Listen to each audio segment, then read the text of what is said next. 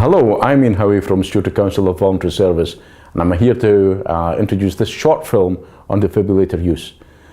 Stuart SCVS, along with the Safety Forum, have been putting a number of community access defibrillators across the Stuartry, and hopefully this will give people the confidence to use these devices should the need occur.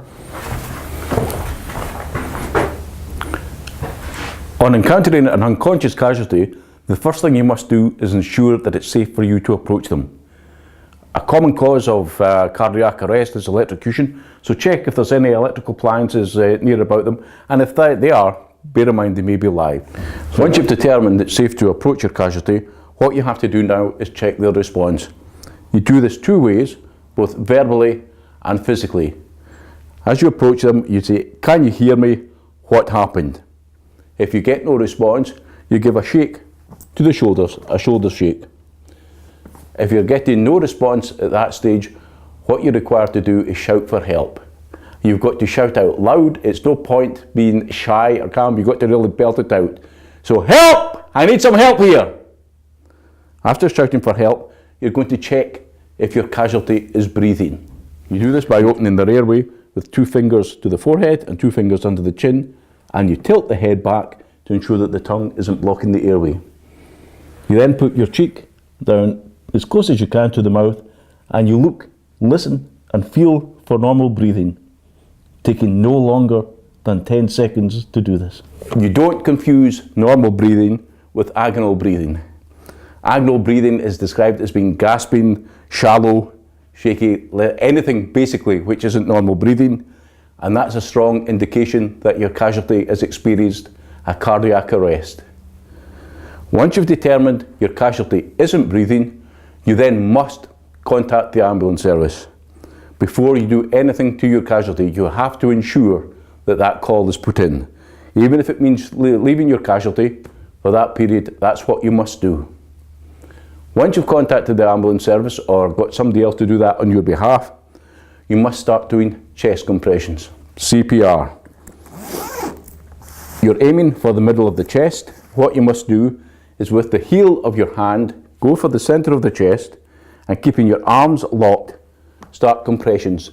Now these compressions should be at a rate of between 100 and 120 a minute to a depth of between 4 and 6 centimeters.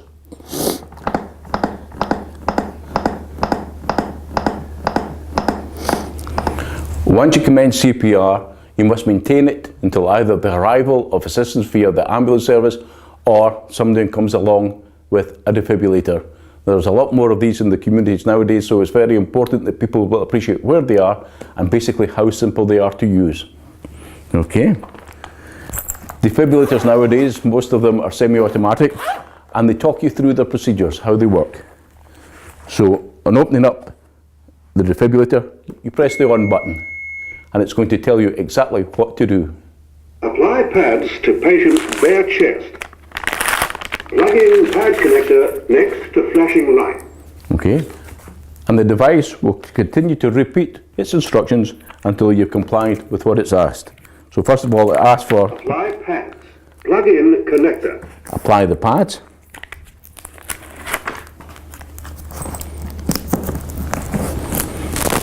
You then plug in the connector.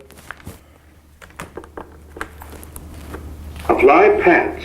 Plug in connector. Analyzing heart rhythm.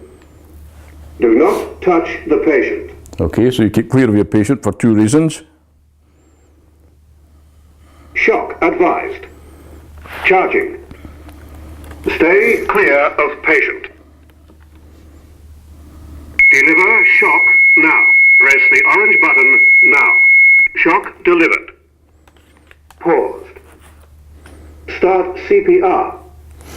You then recommence CPR for 2 minutes, during which time the device goes into sleep mode. It will then reawaken and carry out a further analysis of the heart to determine whether a further shock is required. You will hear that the defibrillator will tell you to stay clear of your casualty. There is 2 reasons for this. One, there is a remote chance that you would get the same shock that it delivers to your casualty, but more likely what will happen is the device will detect your healthy heartbeat, and because it's detecting your healthy heartbeat, it will not deliver a shock. You must then recommend CPR if directed to do so by the defibrillator. It can take a number of shocks before somebody else is going to be brought round. It's essential that you keep on delivering your CPR as effectively as possible for as long as possible, and you would only really cease on the arrival of the ambulance service or when you're too physically exhausted to continue. We do live in a rural area and it can take a considerable time for the ambulance service to reach you, so it's essential that you get all the assistance you possibly can when you're dealing with your casualty. The point I must emphasise is that you can cause your patient no harm by using the defibrillator.